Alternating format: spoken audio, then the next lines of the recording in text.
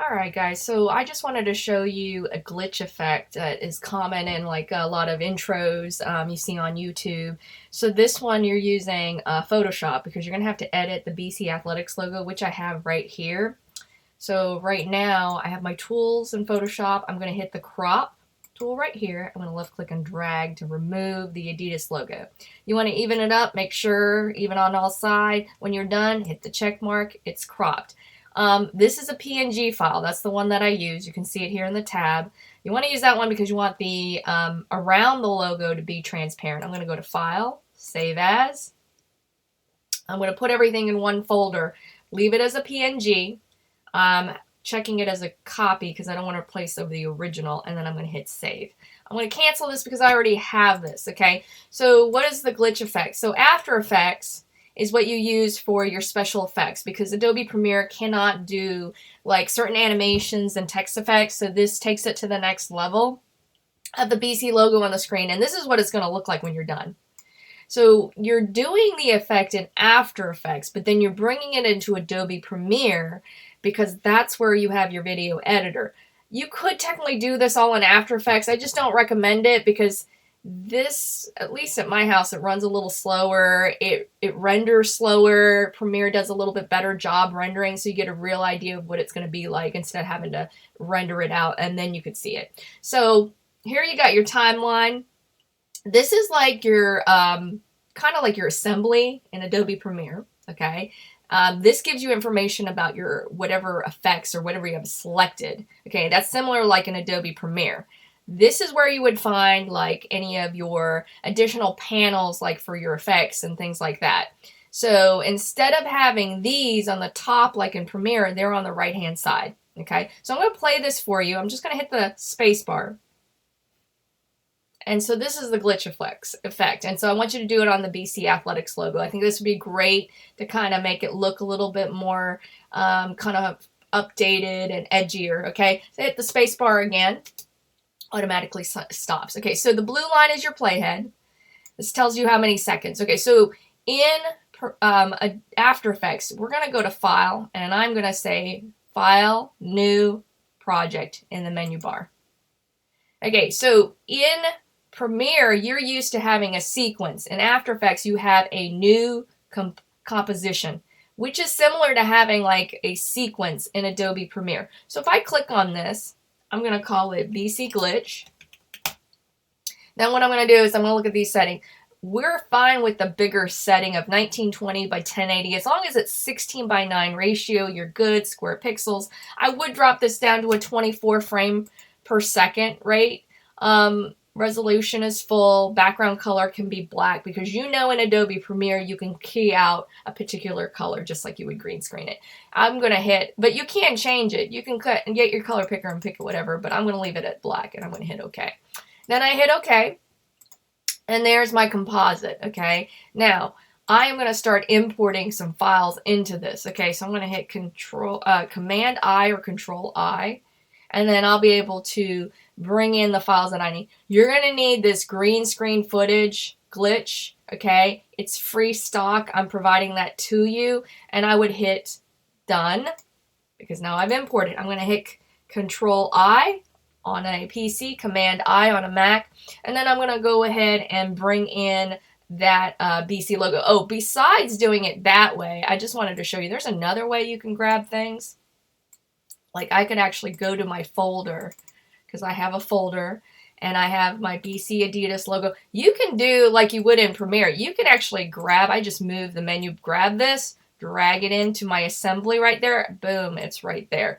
Okay, so this is the thing you got to remember. Whatever you're selected on, this is the composite. It's like a container. It's the bucket that you're putting everything in. I'm just going to double click on that so I make sure that this container is now open. I am going to grab my BC logo, drag it into my composite.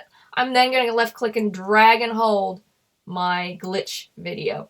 Okay, the order of the actual layers, I'm trying to remember this here. You got to left click on the icon, and I want the logo on top, and I want the glitch video underneath. Okay, and then I need to go ahead and add what we call an adjustment layer, but I'm going to resize my glitch video. I mean, I could leave it this way, but you know what? Let's scale it. Let's left click and hold and drag. And it is not quite 16 by 9 because you can see it's going off of there. Okay, I'm going to hide this layer by left clicking on the eyeball. See how it disappears?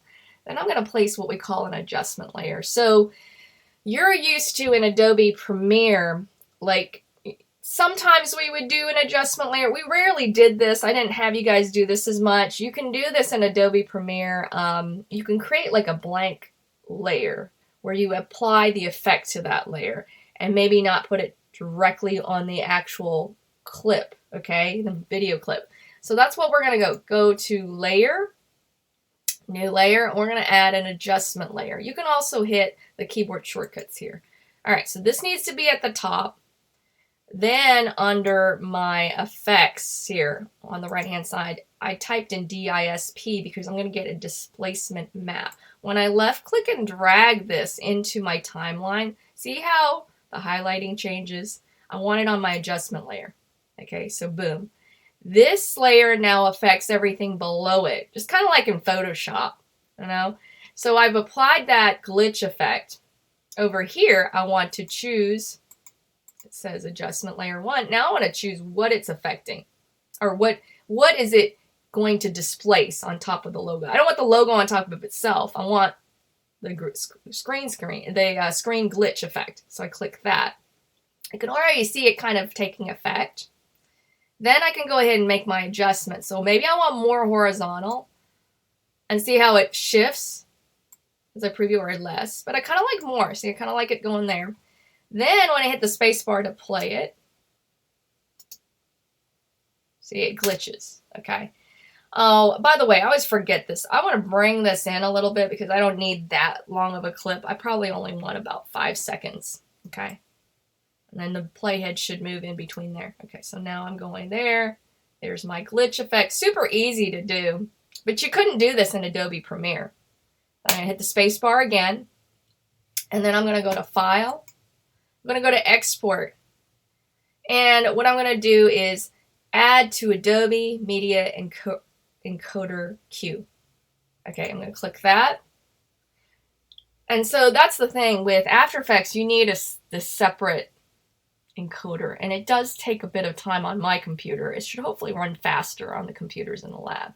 So once I've done my, let's see if it's just taken a while to start up. Adobe, okay, yeah.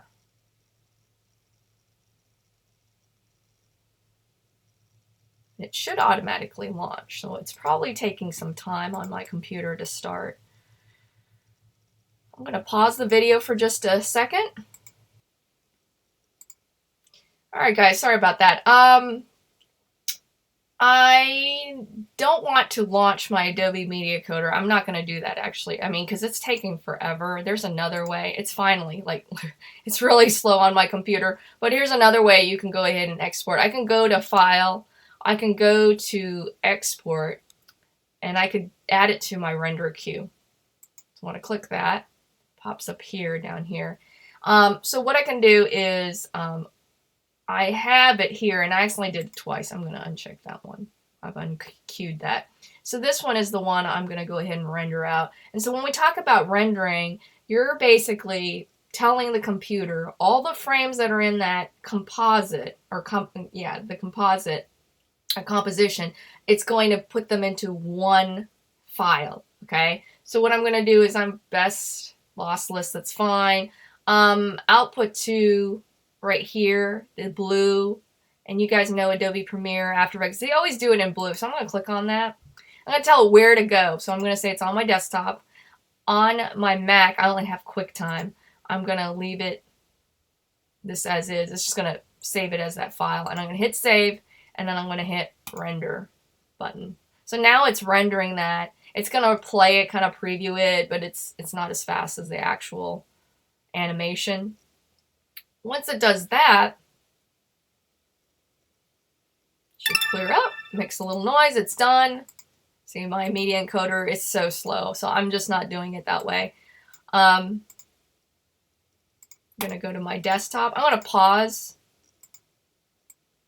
Alright guys, so I started up the video. See, it's just really slow. And really the media encoder is going to allow you to export it in a lot more different file formats. But the way I showed you, it's going to work with the .mov file, which is a Mac format for video. Okay, so here it is on my desktop. I just double left clicked on it and then I opened it into QuickTime Player.